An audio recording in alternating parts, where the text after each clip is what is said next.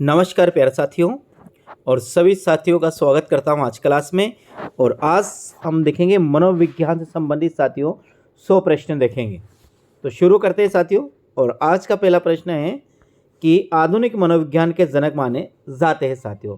तो कौन है आधुनिक मनोविज्ञान के जनक की बात करते हैं साथियों? तो विलियम जेम्स को आधुनिक मनोविज्ञान का जनक माना जाता है। आगे बात करते हैं, ईगो लिबिडो का अर्थ क्या है? ईगो लिबिडो का अर्थ क्या है साथियों? तो यहाँ पर यदि इसका आंसर की हम बात करते हैं ना, तो आंसर होगा अपना क्या होगा? आत्म प्रेम इसका सही आंसर होगा साथियों। आधुनिक मनोविज्ञान के जनक विलियम जेम्स है और ईगो लिबिडो का अर्थ साथियों आत्म प्रेम है। प्रश्न नंबर तीसरा की बात करते हैं, E.H. एरिक्सन के अनुसार मनोलैंगिक विकास की कितनी अवस्था होती है? एक बार पुनः साथियों ध्यान रखिएगा, कोई सा भी एग्जाम देना लाइफ में, प्रश्न कितना ही सीधा क्यों नहीं हो, फिर भी कम से कम प्रश्न को 2 बार पढ़िएगा और फिर आंसर दीजिएगा। आंसर में भी साथियों चारों ही आंसर देखिएगा मेरे हिसाब से, इसी के बाद आप इसका आंसर दीजिएगा। E.H. एरिक्सन के अनुसार मनोलैंगिक विकास की कितनी अवस्था है साथियों? तो आंसर होगा अपना कितनी है इसके साथियों 8 साथियों, यानी कि प्रश्न ए अपना सही होगा। आगे प्रश्न की बात करते हैं, शिक्षण विधियों तथा शिक्षण नीतियों में अंतर होता है। चौथा प्रश्न का आंसर है साथियों, तो चौथा प्रश्न का आंसर है प्रारूप का अंतर होता है। शिक्षण विधि और शिक्षण नीतियों में प्रारूप का अंतर होता है साथियों। सुपर ईगो का विकास किस मनोलैंगिक अवस्था में सबसे अधिक होता है? सुपर ईगो के विकास की बात कर रहा है साथियों, तो सुपर ईगो अव्यक्त अवस्था में सबसे अधिक होता है, ध्यान रखिएगा। आगे हम बात करते हैं, किस मनोवैज्ञानिक ने कहा कि चेतन मन के साथ अचेतन मन पर भी ध्यान देना चाहिए साथियों? छठा प्रश्न है, चेतन मन के साथ अचेतन मन का अध्ययन करने वाले मनोवैज्ञानिक का नाम है साथियों फ्रायड है। क्या नाम है? सिगमंड फ्रायड है, पूरा इसका नाम है। फ्रायडे के अनुसार असामान्य व्यवहार का मौलिक कारण क्या है? प्रश्न नंबर 7, तो इसका है आंशिक दमन। फ्रायडे के अनुसार असामान्य व्यवहार का मौलिक कारण है साथियों आंशिक दमन। बाल केंद्रित शिक्षा की अवधारणा क्या है? बाल केंद्रित शिक्षा की अवधारणा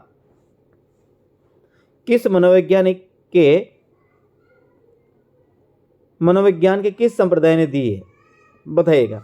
बाल केंद्रित शिक्षा की अवधारणा मनोविज्ञान के किस संप्रदाय ने दी है साथियों? गेसाल्ट ने, संरचनावाद ने, मनोविश्लेषणवाद ने अथवा व्यवहारवाद ने? तो यहाँ पर यदि हम आज बात करते हैं साथियों, तो 8वां प्रश्न का अपना सही आंसर होगा मनोविश्लेषणवाद ने। किसने? मनोविश्लेषणवाद ने। अगला है, मनोविज्ञान आचरण व्यवहार का विज्ञान है, किसने कहा साथियों? तो यहाँ पर यदि हम आंसर की बात करते हैं 9वां प्रश्न का आंसर की, तो 9वां का अपना आंसर होगा साथियों मैकडूगल ने कहा। मनोविज्ञान आचरण व्यवहार का विज्ञान का यथार्थ विज्ञान है, ये परिभाषा साथियों मैकडूगल ने दी है। इसके बाद हम बात करते हैं प्रश्न नंबर 10, शिक्षा के संकुचित अर्थ में शिक्षा प्रदान की जाती है निश्चित स्थान पर, प्रत्येक समय स्थान पर, जीवन पर्यंत या उपयुक्त सभी साथियों। 10वां प्रश्न का आंसर की बात करते हैं तो अपना होगा निश्चित स्थान पर शिक्षा के संकुचित अर्थ में शिक्षा प्रदान की जाती है निश्चित स्थान पर। मनोविज्ञान व्यवहार व अनुभव का विज्ञान है, ये कथन किसका है साथियों? तो ये है स्किनर का। क्या है? स्किनर ने मनोविज्ञान को व्यवहार व अनुभव का विज्ञान कहा है, आपको ध्यान रखना है। स्किनर ने मनोविज्ञान को व्यवहार व अनुभव का विज्ञान कहा है। प्रश्न नंबर देखिएगा 12वां प्रश्न अपन से क्या पूछता है? कौन सा? अपन कर रहे हैं 12वां प्रश्न की बात। तो देखिए 12 प्रश्न का आंसर दीजिए साथी। बालकों की रुचि, शारीरिक मानसिक योग्यता तथा विभिन्नताओं का ध्यान किस प्रकार के शिक्षण में रखा जाता है? बहुकक्षीय शिक्षण में, मनोविज्ञान शिक्षण में, सामूहिक शिक्षण में अथवा उपयुक्त सभी में साथियों? आंसर की बात करते हैं तो उपयुक्त सभी है। बालकों की रुचि, शारीरिक मानसिक योग्यता तथा विभिन्नताओं का ध्यान किस प्रकार के शिक्षण में रखा जाता है? तो यहाँ है बहुकक्षीय शिक्षण में भी रखा जाता है, मनोविज्ञान शिक्षण में भी रखा जाता है और सामूहिक शिक्षण में भी रखा जाता है। वर्तमान में शिक्षा मनोविज्ञान किस अवस्था में? शेषावस्था में, बाल्यावस्था में, किशोर अवस्था में अथवा वृद्धावस्था में साथियों। बताइए क्या आंसर होगा? शैशवावस्था में, यानी कि अभी जो मनोविज्ञान है वो शैशव अवस्था में है साथियों। अगला प्रश्न है, निम्नलिखित में से लंबात्मक विधि का अध्ययन किसने किया था? किसका लंबात्मक विधि का अध्ययन किया था साथियों? कार्ल सी गेरिसन ने। किसका? लंबात्मक विधि के जनक किया, इसका अध्ययन किया था कार्ल सी गेरिसन ने। आधुनिक काल में एक परिवर्तन हुआ। मनोवैज्ञानिकों ने धीरे धीरे अपने मनोविज्ञान को दर्शन शास्त्र से पृथक कर दिया। ये कथन किसका है? बताइएगा। रायबर्न का है साथियों, ध्यान रखिए। आधुनिक काल में एक परिवर्तन हुआ। मनोवैज्ञानिकों ने धीरे धीरे अपने मनोविज्ञान को दर्शन शास्त्र से पृथक कर दिया। यह रायबर्न का कथन है, ध्यान रखिएगा साथियों। प्रश्न नंबर 16 है, आंसर देखिएगा। निम्नलिखित में से मनोविज्ञान को मन का विज्ञान किसने कहा है? मन का विज्ञान किसने कहा है साथियों? बताइएगा। 16वां प्रश्न का आंसर तो यह है अरस्तु ने। अरस्तु ने मनोविज्ञान को मन का विज्ञान कहा है, आपको ध्यान में रखना है। प्लेवे पुस्तक किसकी है? फ्राइडे की है, वाटसन की है,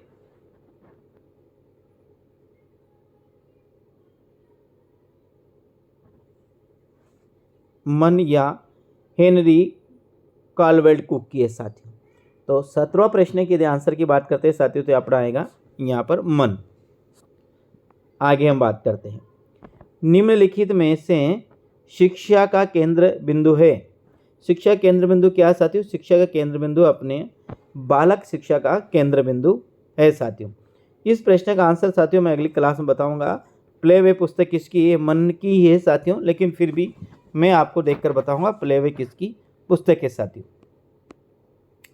प्रश्न नंबर 19वां देखिएगा। किस विधि में प्रयोग के दौरान व्यक्ति का मस्तिष्क दो भागों में विभाजित हो जाता है, जिसमें से एक भाग तो निरीक्षण करता है तथा दूसरे का निरीक्षण किया जाता है? अंतर्दर्शन में, जीवन इतिहास में, प्रयोगात्मक या चरित्र लेखन में साथियों। 19वां प्रश्न की बात कर रहे हैं, तो यह है अंतर्दर्शन विधि साथियों। स्किनर किस देश के वैज्ञानिक थे साथियों? जापान, अमेरिका, इंग्लैंड अथवा इटली के साथियों। तो स्किनर थे साथियों अमेरिका के। कहाँ के थे? ध्यान रखना। व्यवहार के निरीक्षण द्वारा किसी के मानसिक दशा का पता लगाना किस विधि की विशेषता है? व्यवहार के निरीक्षण के द्वारा किसी के मानसिक दशा का पता लगाना किस विधि की विशेषता है साथियों? तो ये है अपने निरीक्षण विधि की। मनोविज्ञान के संबंध में क्रो एंड करो की परिभाषा सही है साथियों। तो क्रो एंड करो की परिभाषा सबसे सीधी, आपको ध्यान रखना है।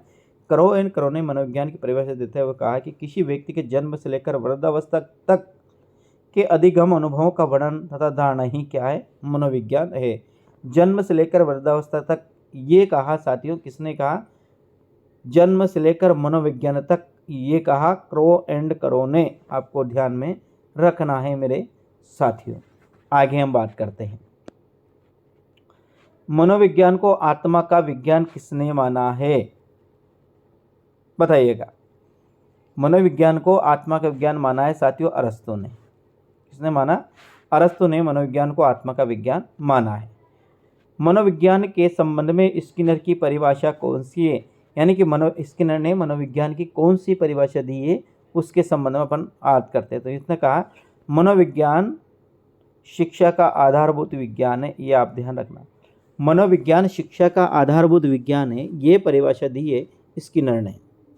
आगे, शक्ति मनोविज्ञान का प्रतिपादक किसने किया? ऑल्फ टाइटमैन, हुंट अथवा टीचर ने साथियों। तो यहाँ पर यदि आंसर की बात करते हैं ना, तो ऑल्फ इसका सही आंसर होगा। क्या? शक्ति मनोविज्ञान का प्रतिपादन किया, ए अपना सही आंसर होगा। निम्न में से किसने सबसे पहले प्रश्नावली विधि का निर्माण किया साथियों?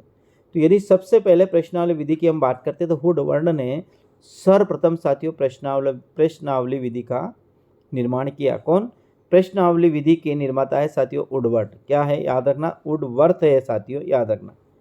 क्रो एंड करो ने किस विधि के संदर्भ में कहा है कि मनोवैज्ञानिक प्रयोग का उद्देश्य किसी निश्चित परिस्थिति या मनोदशा में मानव व्यवहार से संबंधित किसी विश्वास या विचार का निरीक्षण करना है? अंतर्दर्शन, बहिर्दर्शन, प्रयोगात्मक अथवा जीवन दर्शन साथियों। तो अपना आंसर होगा अंतर्दर्शन, अपना सही आंसर होगा। आगे हम बात करते हैं, खेलों के माध्यम से बालक में कौन से गुण विकसित होते हैं? सामाजिकता, नैतिकता का, व्यवहारिकता, व्यावसायिकता अथवा भौतिकता का। साथियों अपना आंसर होगा सामाजिकता। क्या होगा? सामाजिकता अपना सही आंसर होगा। खेलों के माध्यम से बालक में सामाजिकता का विकास होता है। मनोविज्ञान को सर्वप्रथम विज्ञान का दर्जा दिलाने वाली कौन सी विधि है साथियों? तो मनोविज्ञान को सर्वप्रथम विज्ञान का दर्जा दिलाने वाली जो विधि है ना, वह है साथियों प्रयोगात्मक विधि। निम्नलिखित में संज्ञानात्मक पद्धति के जनक माने जाते हैं साथियों। तो संज्ञानात्मक पद्धति के जनक की बात करते हैं ना, तो ये इनका सही आंसर होगा वाटसन। क्या होगा साथियों? वाटसन अपना सही आंसर होगा। बहिर्दर्शन विधि का प्रतिपादित किसने किया साथियों? तो बहिर्दर्शन विधि के प्रतिपादक की अपन बात करते हैं तो स्किनर ने बहिर्दर्शन विधि का प्रतिपादन किया साथियों। किसने? देखिए यहाँ बात करते हैं, यहाँ पर 30वां निम्नलिखित में संज्ञानात्मक पद्धति के जनक की बात करते हैं तो साथियों इसका आंसर होगा, वह होगा जीन पियाजे ब्रूनर। ये वाटसन सही नहीं है। संज्ञानात्मक पद्धति के जनक के साथियों जीन पियाजे व ब्रूनर, जबकि बहिर्दर्शन विधि के जनक के साथियों जेबी वाटसन। क्या है? जेबी वाटसन। बहिर्दर्शन विधि के प्रतिपादक है जेबी वाटसन। साइकिल चलाने वाला स्कूटर चलाना सीख लेता है, यह है साथियों क्या है? धनात्मक स्थानांतरण है। क्या है? धनात्मक स्थानांतरण है साथियों, आपको ध्यान रखना है। अगला है अंतनिरीक्षण विधि के प्रतिपादक है साथियों। तो अंतनिरीक्षण विधि के प्रतिपादक की अपन बात करते हैं तो ये साथियों हुंट है। क्या है? हुंट अंतनिरीक्षण विधि के प्रतिपादक है। किशोरावस्था बड़े संघर्ष, तनाव और तूफान की अवस्था है, किसने कहा साथियों? स्टेनहोल ने कहा है। किशोरावस्था बड़े संघर्ष, तनाव व तूफान की अवस्था है, ये जो कहा है किशोरावस्था के संबंध में परिभाषा है वह स्टेनहोल की परिभाषा है। अपनी आत्मा में देखना ही अंतः दर्शन है साथियों, ये किसका है? अपनी आत्मा में देखना ही अंतः दर्शन है, ये टिचनर का है साथियों, ध्यान रखना ये परिभाषा। और ये परिभाषा अंतः दर्शन विधि के संबंध में कही है, यानी कि अपनी आत्मा में देखना ही अंतः दर्शन है, ये टिचनर के द्वारा दी गई परिभाषा है। टीएटी परीक्षण व्यक्तित्व परीक्षण की कौन सी विधि का प्रकार है साथियों? व्यक्तिनिष्ठ विधि, अप्रेक्षित विधि, अर्ध प्रेक्षित विधि या प्रेक्षित विधि। टीएटी जो परीक्षण है टी और टी, ये किसके अंतर्गत आता है? इन चारों में से साथियों। तो यहाँ पर यदि इसकी बात करते तो ये आता है प्रेक्षेपी विधि के अंतर्गत। शिक्षा मनोविज्ञान अध्ययन करता है, किसका अध्ययन करता है साथियों? शिक्षा मनोविज्ञान, बताइएगा। तो शिक्षा मनोविज्ञान यदि अध्ययन की बात करते हैं साथियों, ये आत्मा का, ये मानव व्यवहार का शैक्षिक परिस्थितियों में अध्ययन करता है। शिक्षा मनोविज्ञान मानव व्यवहार का शैक्षिक परिस्थितियों में अध्ययन करता है, वही साथियों शिक्षा मनोविज्ञान कहलाता है साथियों। राष्ट्रीय मानसिक विकलांग संस्था स्थित है, कहाँ पर स्थित है? ये है साथियों हैदराबाद में। राष्ट्रीय मानसिक विकलांग संस्था स्थित है हैदराबाद में। भारत का प्रथम मनोवैज्ञानिक प्रयोगशाला की स्थापना, भारत के प्रथम मनोवैज्ञानिक प्रयोगशाला की स्थापना साथियों कब हुई? बताइएगा। ये हुई 1916 में। भारत में प्रथम मनोवैज्ञानिक प्रयोगशाला की स्थापना 1914 में हुई, आपको ध्यान में रखना है। टोलमैन का चिन्ह अधिगम का सिद्धांत अन्य किस नाम से जाना जाता है? टोलमैन का चिन्ह अधिगम सिद्धांत अन्य किस नाम से जाना जाता है साथियों? चिन्ह गेस्टाल्ट सिद्धांत, चिन्ह सार्थकता सिद्धांत या प्रत्याशा सिद्धांत, और संप्रयुज्य व्यवहारवाद, यानी कि इन सभी के नाम से जाना जाता है साथियों, आपको ध्यान में रखना है। प्रयोगात्मक मनोविज्ञान के जनक के साथियों, तो आपको पता होगा प्रयोगात्मक मनोविज्ञान के जनक विलियम हुंट है। कौन है? विलियम हुंट को प्रयोगात्मक मनोविज्ञान का जनक माना जाता है। तो वोल्फगैंग कोहलर द्वारा अंतर्दृष्टि अधिगम का प्रयोग कब किया गया साथियों? तो ये किया 1920 में, आपको ध्यान में रखना है। आगे हम बात करते हैं। अमेरिकी मनोविज्ञान का जनक कहा जाता है, अमेरिकी मनोविज्ञान का जनक कहा जाता है साथियों, तो विलियम जेम्स को कहा जाता है। किसको कहा जाता है? विलियम जेम्स को कहा जाता है। अंतर्दृष्टि अधिगम में समस्या की किस स्थिति पर ध्यान दिया जाता है? प्रश्न नंबर 44 की बात कर रहे हैं। अंतर्दृष्टि अधिगम में समस्या की किस स्थिति पर ध्यान दिया जाता है? और संपूर्ण स्थिति पर ध्यान दिया जाता है, ये आपको ध्यान में रखना है साथियों। 45वां, जिस समूह में स्वतंत्र चर उपस्थित रहते हैं उसे कहते हैं, जिस समूह में स्वतंत्र चर उपस्थित रहते हैं उसे प्रयोगात्मक समूह कहते हैं। क्या कहते हैं साथियों? प्रयोगात्मक समूह कहते हैं। निम्नलिखित में से स्टेनहोल द्वारा प्रतिपादित सिद्धांत है पुनरावृत्ति का सिद्धांत। स्टेनहोल ने साथियों पुनरावृत्ति का सिद्धांत का प्रतिपादन किया है। मनोविज्ञान को व्यवहार के विज्ञान के रूप में सबसे पहले परिभाषित किया वाटसन द्वारा। मनोविज्ञान को व्यवहार के विज्ञान के रूप में सबसे पहले परिभाषित करने वाले हैं वाटसन। किलपैट्रिक द्वारा प्रयोजना विधि का आविष्कार किया गया 1918 में। पहली बात तो प्रयोजना विधि का आविष्कार किसके द्वारा? कि किलपैट्रिक के द्वारा किया। कब किया? 1918 में किया गया। यानी कि किलपैट्रिक द्वारा 1918 में प्रयोजना विधि का आविष्कार किया गया साथियों।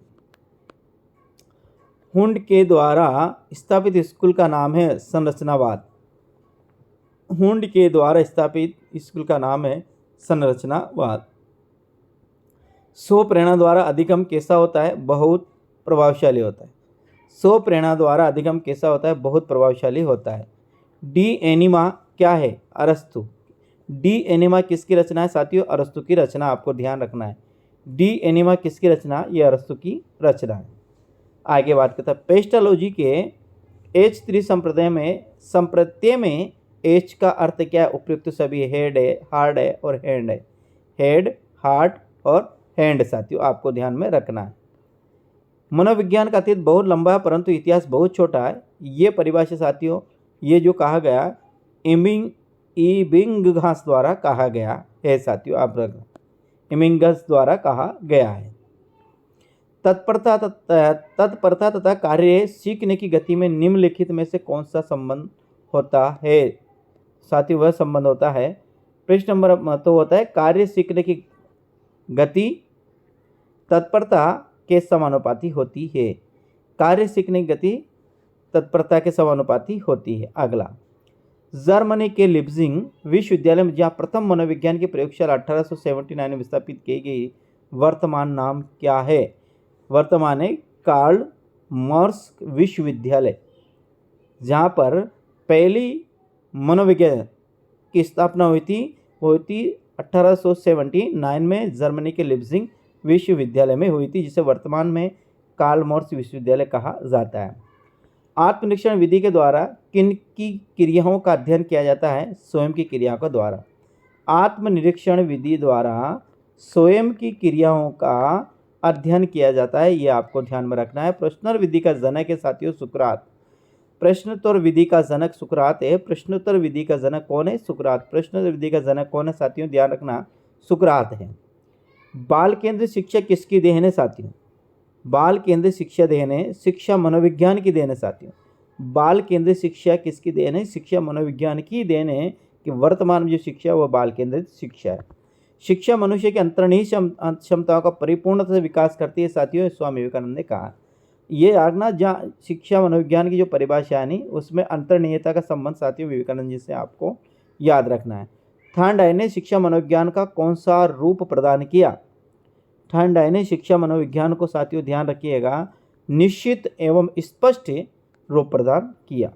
20वीं सदी में मनोविज्ञान को माने जाने लगा, क्या माने जाने लगा? व्यवहार का विज्ञान।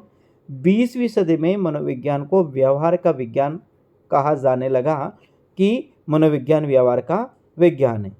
आगे, विकास करते क्या है साथियों? अभिप्रेरणा एवं अनुभव के फलस्वरूप होने वाले परिवर्तन को उत्तरोत्तर जो श्रृंखला होती है उसे विकास कहा जाता है।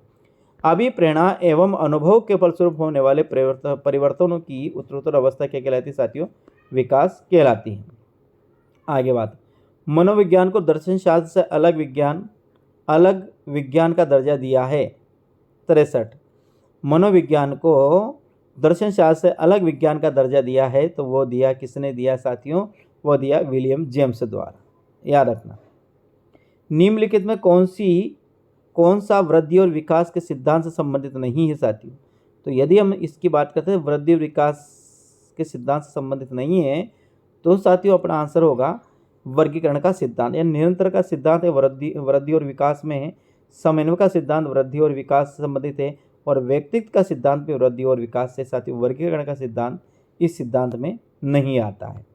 मैकडूगल ने अपनी पुस्तक जिसका नाम है आउटलाइन साइकोलॉजी में किस शब्द की कड़ी आलोचना की है?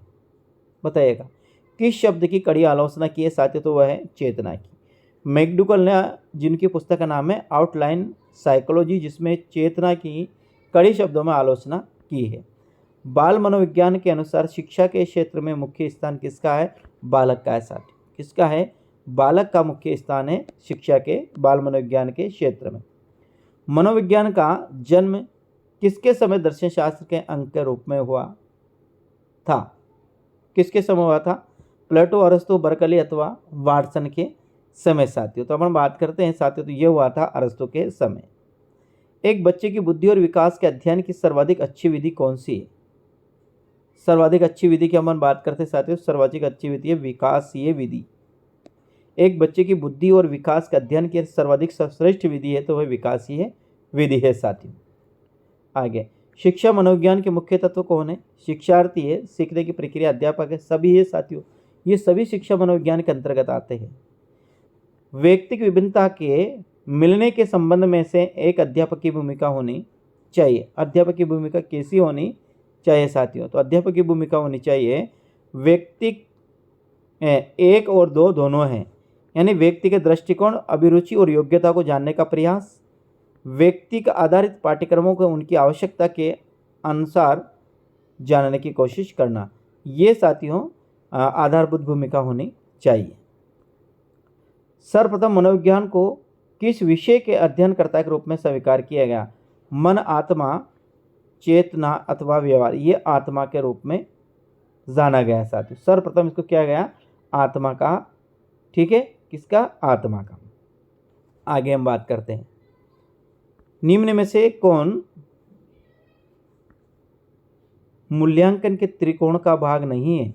शैक्षिक उद्देश्य, मूल्यांकन, शिक्षक अनुभव और अधिगम अनुभव साथियों। तो यहाँ आंसर बात करते हैं शिक्षण अनुभव नहीं है, जबकि शैक्षिक उद्देश्य, मूल्यांकन और अधिगम अनुभव ये मूल्यांकन के त्रिकोण का ही भाग है साथियों।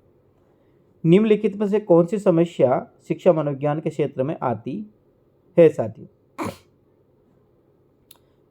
शिक्षकों की अनुपस्थिति, विद्यालय में बच्चों का कम नामांकन, शिक्षा का गिरता स्तर, शैक्षिक पिछड़ापन, ये साथियों शिक्षा मनोविज्ञान की एक समस्या है, शैक्षिक पिछड़ापन साथियों।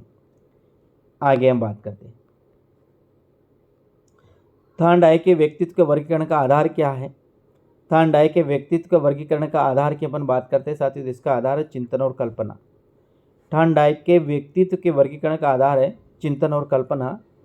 आगे, शिक्षा के प्रति मनोविज्ञान का सबसे महत्वपूर्ण योगदान निम्न में से कौन सा है? सबसे महत्वपूर्ण योगदान है साथियों अध्यापक द्वारा उचित शिक्षण विधियों को अपनाने में सहायक होना। अध्यापक द्वारा उचित शिक्षण विधियों को अपनाने में सहायक होना ही शिक्षा के प्रति मनोविज्ञान का सबसे महत्वपूर्ण योगदान है साथियों। आगे हम बात करते हैं, निम्न में से कौन अभिकर्ता को अधिक स्वतंत्रता देता है? अभिकर्ता को सबसे अधिक स्वतंत्रता की अपन बात करते हैं साथियों सृजनशीलतावाद साथियों सबसे अधिक स्वतंत्रता देता है। निम्न में से कौन से विचारक के अनुसार शिक्षा व्यक्ति की भीतरी शक्तियों को उभारने की प्रक्रिया है साथियों? सीधा है फेस्टालॉजी। भीतरी शक्तियाँ फेस्टालॉजी, याद रखना, भीतरी शक्तियाँ फेस्टालॉजी, भीतरी शक्तियाँ फेस्टालॉजी है साथियों इसका कहने वाला।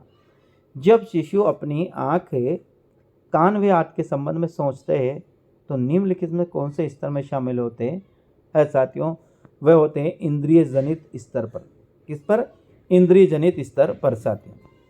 निम्न में से कौन सा कथन शिक्षा मनोविज्ञान के अर्थ को सबसे अधिक सही ढंग से प्रकट करता है साथियों? तो वह सबसे अधिक ढंग से जो प्रकट करता है वह साथियों ये शिक्षा को मनोवैज्ञानिक आधार प्रदान करता है। कौन? मनोविज्ञान। ये शिक्षा को मनोवैज्ञानिक आधार प्रदान करता है। निम्नलिखित सिद्धांतकारों में से किसका मत है कि बच्चे अपनी वृद्धि और विकास हेतु कठोर अध्ययन करते हैं साथियों? ये किसका मत है? तो यह जो मत है साथियों है मैस्लो या मास्लो का। शिक्षा की प्रक्रिया में प्रेरणा का महत्व है।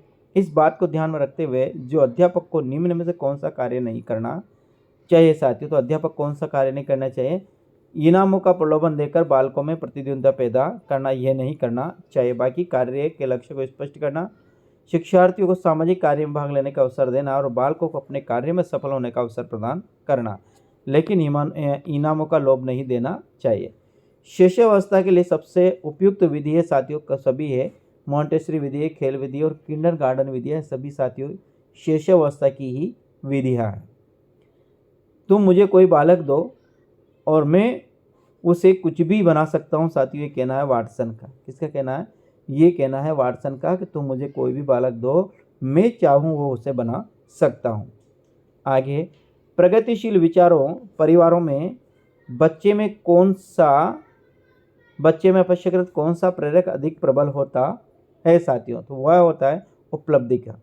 जो प्रगतिशील परिवार होते हैं ना, उनमें बच्चे में सर्वाधिक होता है साथियों उपलब्धि से संबंधित होता है कि मैं भी बड़ी बड़ी उपलब्धि प्राप्त करूं। निम्न में से कौन सा क्षेत्र मनोविज्ञान के अंतर्गत नहीं आता है? असामान्य मनोविज्ञान, औद्योगिक मनोविज्ञान, आर्थिक मनोविज्ञान अथवा खेल मनोविज्ञान साथियों। तो यहाँ पर यदि हम बात करते हैं 85%, इसमें आर्थिक मनोविज्ञान नहीं आएगा, जबकि असामान्य विज्ञान आएगा, औद्योगिक विज्ञान आएगा और खेल विज्ञान भी आएगा, लेकिन आर्थिक विज्ञान नहीं आएगा। बाल विकास में क्या होता है? बाल विकास में क्या होता है? बाल विकास में गर्भ अवस्था से लेकर किशोर अवस्था का अध्ययन होता है। बाल विकास में क्या होता है? गर्भावस्था से लेकर किशोर अवस्था तक इसका अध्ययन किया जाता है। निम्न में से कौन मनोवैज्ञानिक नहीं है?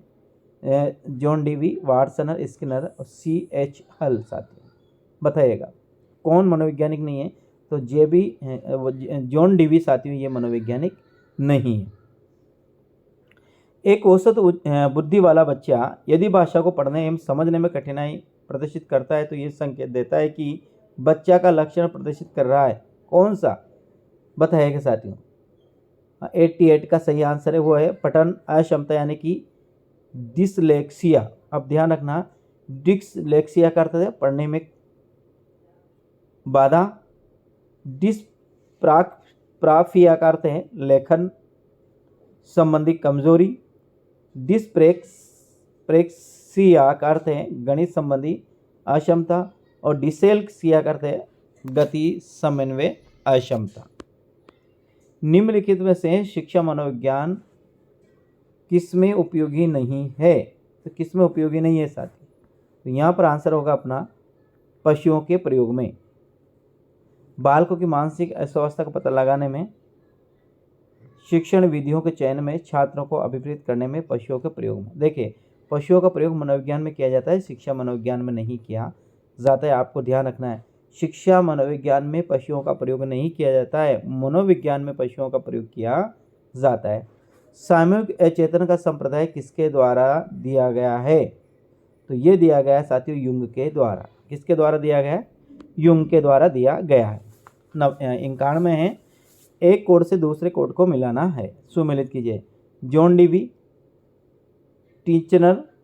देखिए साथियों, जॉन डीवी है साथियों संरचना कृत्यवाद के प्रवर्तक है, और टिचनर है साथियों किसके? संरचनावाद के हैं। कॉफ का साथियों है गेसाल्टवाद के हैं, और वाटसन है साथियों व्यवहारवाद। देखो, वाटसन तो व्यवहारवाद है, और कॉफ का किसका है? वर्दिमर, कोहलर और कोल्फा, ये गेसाल्टवाद के हैं साथियों। टिचनर किसका है साथियों? टिचनर संरचनावाद का, जॉन डीवी है कृत्यवाद का प्रतिपादक है साथियों। इनमें से कौन सा विकास का एक सिद्धांत नहीं है साथियों? तो विकास का एक सिद्धांत नहीं है, इसकी हम बात करते हैं। तो साथियों इसका अपना सही आंसर होगा विकास वंशानुक्रम और पर्यावरण दोनों से प्रभावित होता है साथियों। ये सिद्धांत सही नहीं है। विकास वंशानुक्रम और पर्यावरण दोनों से प्रभावित होता है साथियों। शिक्षा मनोविज्ञान का संबंध है शिक्षक से, शिक्षण से, कक्षा का वातावरण से, विद्यार्थी से, सभी से साथियों। शिक्षा मनोविज्ञान का संबंध शिक्षक सभी से है, शिक्षक से भी है, शिक्षण से भी है, कक्षा वातावरण से भी और विद्यार्थी से भी है। एक प्रतिभाशाली अध्यापिका होने के लिए यह महत्वपूर्ण है। क्या महत्वपूर्ण है साथियों? एक प्रतिभाशाली होने के लिए क्या? प्रत्येक बच्चे के संपर्क में रहना। बताइएगा 82। प्रत्येक बच्चे के संपर्क में रहना यह महत्वपूर्ण साथियों।